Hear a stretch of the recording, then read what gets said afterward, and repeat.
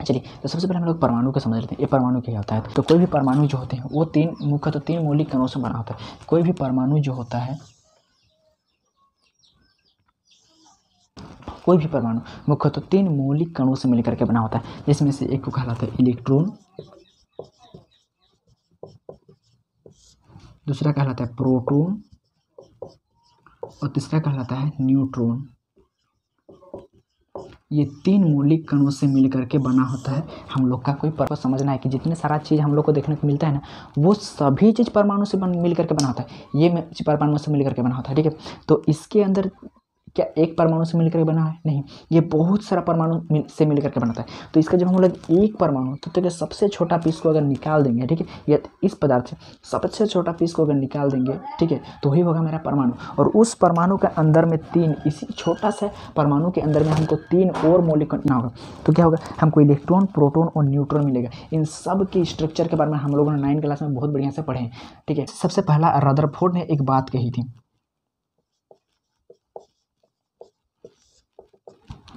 Rutherford ने एक बात कहा था, क्योंकि रदरफोर्ड ने ही परमाणु के मॉडल यानी कि मॉडल को प्रस्तुत किया था, ठीक है। उसके आंतरिक बनावट को जानने के लिए एक प्रयोग किया था, ठीक है। और उस प्रयोग के आधार पर इन्होंने बताया था कि जो परमाणु होते हैं, ठीक है, ये कोई परमाणु होते हैं, उसके अंदर में न्यूट्रॉन और प्रोटॉन उपस्थित रहता है। उस नाभिक में कोई न्यूट्रॉन और प्रोटॉन, कोई परमाणु है, उस परमाणु के केंद्र भाग को इन्होंने नाभिक कहा था, रदरफोर्ड ने ही, ठीक है। उस नाभिक में इलेक्ट्रॉन और प्रोटॉन क्या रहते हैं? बैठे रहते हैं। लेकिन जो इलेक्ट्रॉन रहता है वो क्या करते हैं? वो इसके चारों ओर क्या करता है? चक्कर लगाता है। इलेक्ट्रॉन इसके चारों ओर चक्कर लगाता है, लेकिन चक्कर इस प्रकार से लगाता है कि जो इलेक्ट्रॉन होता है वो इस नाभिक का चक्कर लगाता है, लेकिन वृत्तीय पथ पर, मतलब वृत्त आकार रास्ता में चक्कर नहीं लगाता है, बल्कि वो एक सर्पिले आकार में चक्कर लगाता है। इस प्रकार से देखिए, रदरफोर्ड ने बताया था कि जो इलेक्ट्रॉन होते हैं वो किसी परमाणु के चारों ओर चक्कर तो लगाता है, लेकिन वृत्ताकार पथ में नहीं। मतलब वह इस तरह से वृत्ताकार के पथ में चक्कर नहीं लगाता है, बल्कि वो कैसे चक्कर लगाते हैं? तो वह सर्पिले आकार में चक्कर लगाता है। मतलब इलेक्ट्रॉन इस तरह से चक्कर लगाते जाएगा, और यहाँ पर एक समय ऐसा आ जाएगा कि इलेक्ट्रॉन जो है उसके नाभिक में गिर जाएगा, और यह मतलब परमाणु नष्ट होता ही नहीं है। यह बात हम लोगों को बाद में पता चला। अच्छा, अगर बात किया जाए कि यह जो होता है वृत्ताकार चक्कर क्यों नहीं लगाता है, तो इन्होंने यह दिया था कि जो इलेक्ट्रॉन होती है जब इसका चक्कर लगाता है तो इसमें से इस इलेक्ट्रॉन की जो ऊर्जा होती है, ऊर्जा जिसको विकिरण के रूप में जो ऊर्जा होता है वो इससे निकलता जाता है। जैसे कि हम कहीं पर दौड़ लगाएंगे तो दौड़ते दौड़ते क्या धीरे धीरे मेरा गति क्या हो जाएगा? धीरे धीरे। क्यों? क्योंकि हमें दौड़ने की ऊर्जा क्या हो जाएगा? धीरे धीरे खत्म होने लगेगा। तो वैसे ही इलेक्ट्रॉन जब चक्कर लगाता है तो लगाते इसमें से ऊर्जा निकलते जाता है, ठीक है। ऊर्जा मतलब कार्य करने की क्षमता, ठीक है। तो वही ऊर्जा इससे निकलता जाता है, और निकलते एक बार ऐसा आ जाता है कि और हमसे दौड़ा नहीं होगा, और बोल के हम क्या करते हैं? एकदम बैठ जाते हैं। तो इसी प्रकार से ये इलेक्ट्रॉन जो है नाभिक का चक्कर लगाता है, लगाते जाएगा, तो इसमें ऊर्जा निकलते जाएगा, और लास्ट में इसके पास ऊर्जा बचेगा ही नहीं, और वह कहाँ पर गिर जाएगा? वह नाभिक में गिर जाएगा, और वो परमाणु खत्म। ऐसा इन्होंने कहा था रदरफोर्ड ने, लेकिन ऐसा नहीं होता है। इस बात को सिद्ध करने के लिए इसके बाद रदरफोर्ड के बाद एक वैज्ञानिक आया था जिसका नाम होता है बोर ने। बोर और बोरी दो पति पत्नी थे, ठीक है। बोर बहुत बढ़िया नियम दिया था, ये 1930 में आया था साथ, हाँ इतना में आया था, ठीक है। इन्होंने नियम दिया था इसी को लेकर के।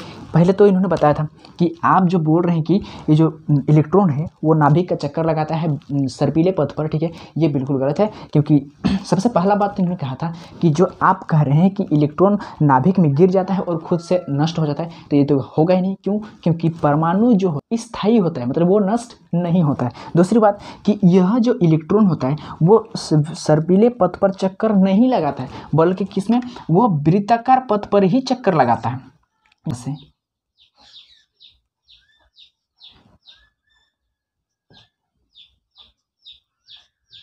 इलेक्ट्रॉन नाभिक का चक्कर लगाता है, लेकिन सर्पिले पथ पर नहीं बल्कि वृत्ताकार पथ पर, ये कहा था बोर ने। और इन्होंने जो कहा था कि इसमें से ऊर्जा निकलता है, तो इन्होंने कहा था कि हाँ ये बात सही है कि उसमें ऊर्जा निकल भी सकता है और वहाँ ऊर्जा आ भी सकता है, लेकिन यदि इलेक्ट्रॉन अपनी कक्षा में रहेगा तो ना ही इसमें ऊर्जा का हानि होगा और ना ही किसी का ऊर्जा इसमें स्टोर होगा।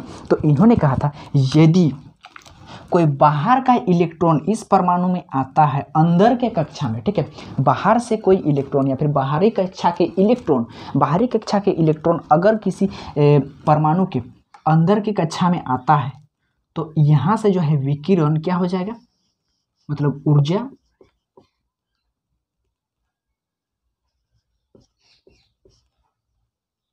यहाँ से ऊर्जा निकल जाएगा। मतलब यदि बाहरी कक्षा से कोई अगर इलेक्ट्रॉन बाहरी कक्षा से कोई इलेक्ट्रॉन किसी परमाणु के अंदर वाले कक्षा में आता है तो उस परमाणु से ऊर्जा निकल जाएगी, ऊर्जा की हानि होगी।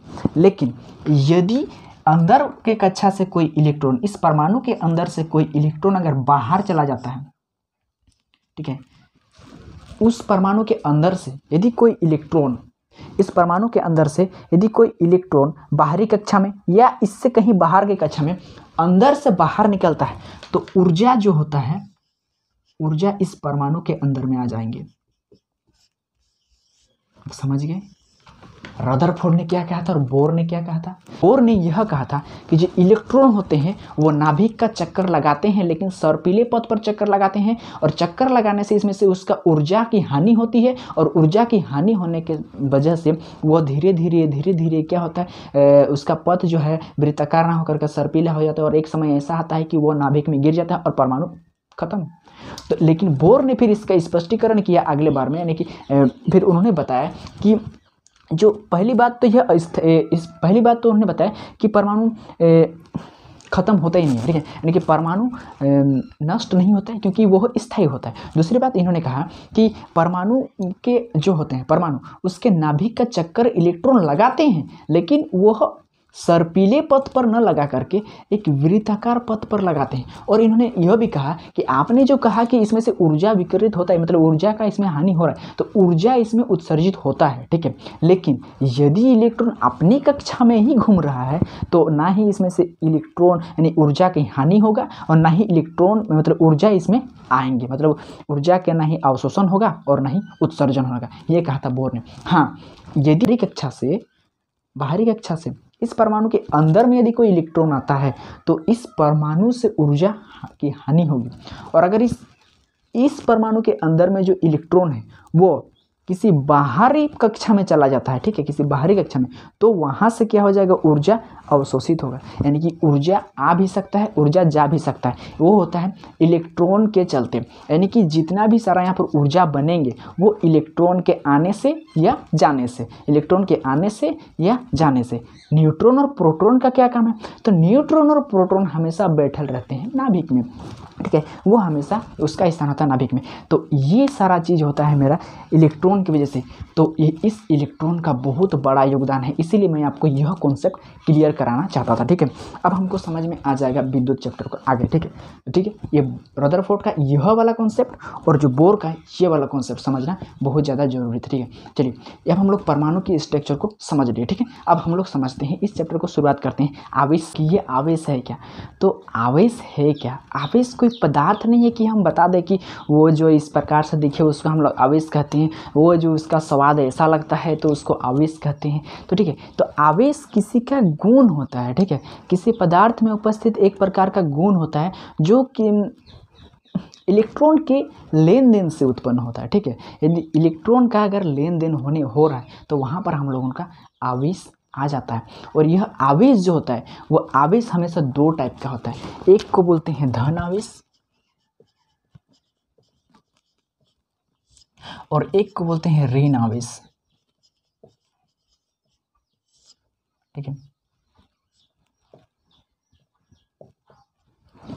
और जितने भी सारा परमाणु होते हैं, ठीक है, तत्व परमाणु होते हैं, उन सभी परमाणु में अपना अपना आवेश रहता है, ठीक है, जिसको हम लोग परमाणु और अणु या फिर जो केमिस्ट्री में पढ़ते हैं उसको आयन के रूप में जानते हैं, ठीक है, धनायन ऋण आयन, ठीक है। तो वैसे ही आवेश है, ये आवेश भी धन आवेश रहता है या फिर ऋण आवेश रहता है। तो कौन कौन धन आवेश, कौन सा इलेक्ट्रॉन धन, मतलब कौन परमाणु धन आवेश होता है, कौन परमाणु ऋण आवेश होता है, ये हम लोगों ने जो परमाणु की संरचना परमाणु अणु का चैप्टर में बहुत बढ़िया से पढ़ चुके हैं। तो फिर भी मैं यहाँ पर बताना चाहता हूँ कि वो धन आवेश क्यों कहलाता है और ये ऋण आवेश क्यों कहलाता है। देखिए मेरा सोडियम का अगर हम बात करेंगे, ये सोडियम, तो इसको हम लोग इस तरह से लिखते हैं Na+, मतलब इस परमाणु को हम लोग अगर धनात्मक रूप से दिखाते हैं यानी कि धन आयन के रूप में दिखाते हैं। बट भाई ये सोडियम था और ये सोडियम प्लस क्यों हो गया, देखिए तो अगर हम इसकी बात करेंगे ना, इसकी परमाणु संख्या की, तो इसका परमाणु संख्या सोडियम के 11 होता है। कितना होता है इस परमाणु, सोडियम का जो परमाणु संख्या होता है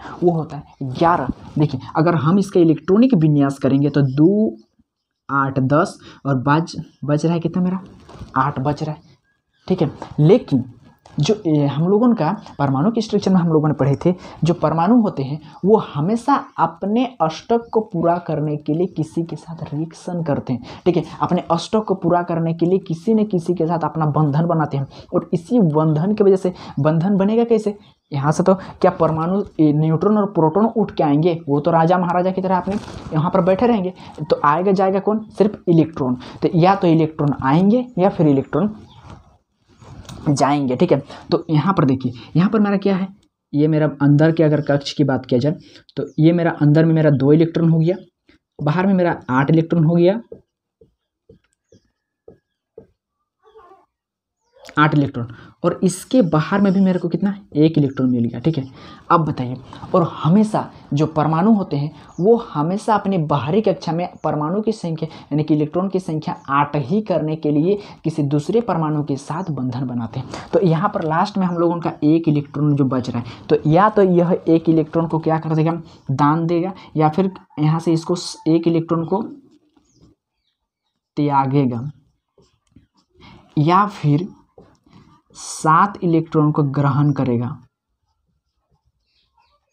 7 इलेक्ट्रॉन को ग्रहण करेगा। अब बताइए ये 1 इलेक्ट्रॉन त्यागना ज़्यादा सुविधाजनक है कि इसके लिए 7 इलेक्ट्रॉन को ग्रहण करना ज़्यादा सुविधाजनक है।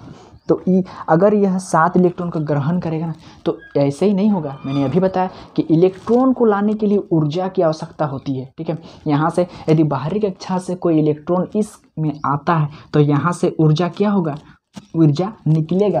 तो इसके पास 7 इलेक्ट्रॉन को जब ग्रहण करेगा तो इससे जो ऊर्जा निकलेगा वो इसके पास है ही नहीं, इतना ऊर्जा इसको लाने के लिए ज़रूरत पड़ेगा। तो ये क्या करेगा भाई, हम क्या करेंगे, तुम 7 इलेक्ट्रॉन को लेंगे नहीं, बल्कि हम तुमको 1 इलेक्ट्रॉन दे रहे हैं। जब वह इस 1 इलेक्ट्रॉन को त्याग कर देगा, दे देगा, तो यह परमाणु क्या कहलाएगा, धनी कहलाएगा, धनवान कहलाएगा। वही आदमी किसी को देता है जिसके पास होता है, और जिसके पास होता है कुछ वही कहलाता है धनवान। धन वही आदमी किसी को देता है जो धनवान होता है, ठीक है। तो उसी प्रकार से ये 1 इलेक्ट्रॉन क्या कर रहा है, दे रहा है, तो देने वाला है मतलब ये धनवान है, ठीक है। तो धनवान से हो गया मेरा धन आयन, यदि इस प्रकार से ये मर गया, बन गया क्या, +1। कितना का दे दिया, ये 1 इलेक्ट्रॉन दे दिया, तो 1 इलेक्ट्रॉन का क्या हो गया, ये 1 इलेक्ट्रॉन का धनी बन गया। ये समझ में आया किस प्रकार से हुआ। अब ये 7 इलेक्ट्रॉन क्यों नहीं लेगा, और ये 1 इलेक्ट्रॉन, जब ये 1 इलेक्ट्रॉन दे दिया तो इसमें क्या पता है, जब ये 1 इलेक्ट्रॉन बाहर दे दिया तो यहाँ से ऊर्जा भी इसको मिल गया, ठीक है। अगर यह 7 इलेक्ट्रॉन को ग्रहण करता तो यहाँ से ऊर्जा इसको ज़रूरत पड़ता जो इसके पास था ही नहीं। तो इसीलिए क्या किया, जो 1 इलेक्ट्रॉन इसका था बाहरी कक्षा में, उस 1 इलेक्ट्रॉन को क्या कर दिया, त्याग दे दिया। और इस प्रकार से इसका जो बाहरी कक्षा है उसमें परमाणु की संख्या कितना हो गया, 8 हो गया, यानी कि इसका अष्टक भी पूरा हो गया, और यह ये के रूप तौर पर ये धनवान भी बन गया, ठीक है। वही अगर हम बात करेंगे ऑक्सीजन का, अब हम बात करते हैं ऑक्सीजन का। इसकी परमाणु संख्या होती है 8, ठीक है। इसका इलेक्ट्रॉनिक विन्यास अगर हम लोग करने जाएंगे तो 2 होगा और ये 6 होगा, 2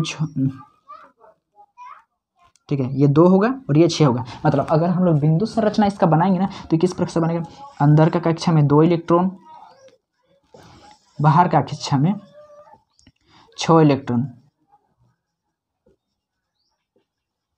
देखिए इस प्रकार से। लेकिन ये ऑक्सीजन मतलब जो परमाणु है, क्या इसका अष्टक का पूरा है?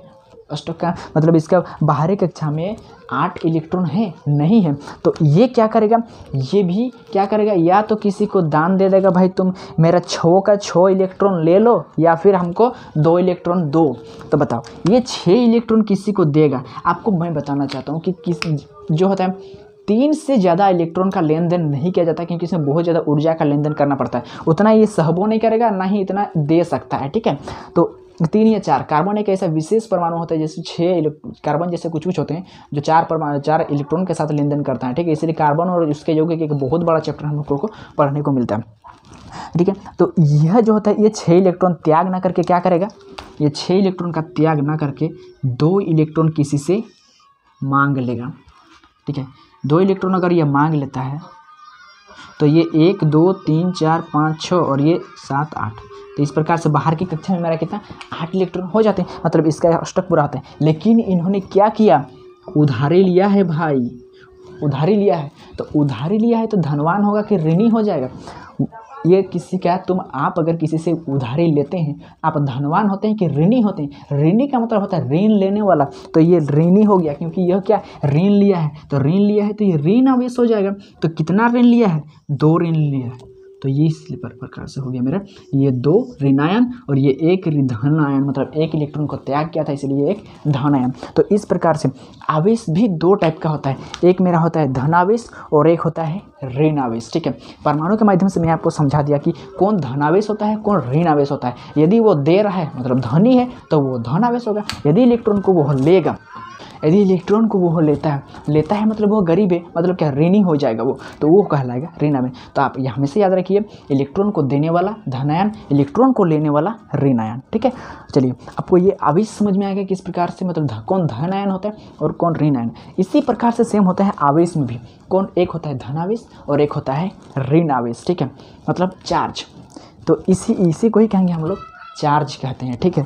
बस भाषा अलग। तो आपको आवेश समझ में आ गया होगा किस प्रकार से। देखिए, आवेश पहले हम आवेश को ही समझा दें कि आवेश ये धन आवेश क्यों होता है और ये ऋण आवेश क्यों होता है। तो यहीं से मैंने आपको उधर में समझा दिया। यहाँ देखिए, कोई धन आवेश तभी होता है जब वो इलेक्ट्रॉन को त्याग करता है, और कोई ऋण आवेश तभी रहता है जब वो इलेक्ट्रॉन को ग्रहण करता है। तो देखो, इलेक्ट्रॉन का त्याग करने वाला को धन आवेश बोलेंगे और इलेक्ट्रॉन को ग्रहण करने वाला को हम बोलेंगे ऋण आवेश। तो धन आवेश को हम प्लस क्यू से दिखाते हैं और ऋण आवेश को माइनस क्यू से। क्यू हम लोगों को आवेश को दिखाने का एक नोट करते हैं, ठीक है। तो अगर वो इलेक्ट्रॉन का त्याग कर रहा है तो भाई उसमें कौन सा आवेश रहेगा, तो उसमें धन आवेश रहेंगे। और यदि वह इलेक्ट्रॉन को ग्रहण कर रहा है तो उसमें कौन सा आवेश रहेगा, तो वो रहेगा ऋण आवेश। तो इस प्रकार से आवेश 2 टाइप का होता है, ठीक है। तो आवेश क्या है, आवेश किसी पदार्थ में उपस्थित एक प्रकार का गुण होता है, ठीक है। इलेक्ट्रॉन के लेन देन से किसी वस्तु में आवेश आ जाता है। ये 2, जैसे कि ये मेरा एक मार्कर है, ठीक है, ये और ये भी एक प्रकार का मार्कर है, यानी कि इसमें भी इलेक्ट्रॉन प्रोटॉन उपस्थित हैं, इसमें भी इलेक्ट्रॉन, यानी कि इसमें भी ये भी परमाणु से बना होता है, ये भी परमाणु से बना होता है। यदि इन दोनों वस्तु में इलेक्ट्रॉन का लेन देन करेंगे ना, तो इसमें क्या आ जाएगा, आवेश आ जाएंगे, ठीक है। तो आवेश का कोई विशेष परिभाषा नहीं होता है, उसके आवेश एक प्रकार का गुण है। जैसे कि मैं आपको कहूँ हंसी क्या होता है, हंसी क्या, तो हंसना एक क्या होता है, हम लोगों के अंदर की एक प्रक्रिया होती है। यदि कोई हम लोगों को कुछ ऐसा जोक सुना देता है तो हम लोगों के अंदर से क्या निकलता है, हंसी निकलता है। तो उसी प्रकार से कोई पदार्थ में उपस्थित एक गुण होता है, ठीक है, किसी पदार्थ में उपस्थित एक गुण होता है जो इलेक्ट्रॉन के लेन देन से उसमें उत्पन्न होता है, यह आवेश, ठीक है। तो आप लोग समझ लिए कि आवेश क्या होता है। आवेश 2 टाइप का होता है, एक होता है ऋण आवेश और एक होता है धन आवेश। वो ऋण आवेश तब होता है जब उन्होंने इलेक्ट्रॉन को लिया, यानी कि ग्रहण किया, और वो धन आवेश तब होगा जब वो इलेक्ट्रॉन को धन यानी कि दे। इस आवेश का जो हम लोग दिखाते हैं वो क्यू से दिखाते हैं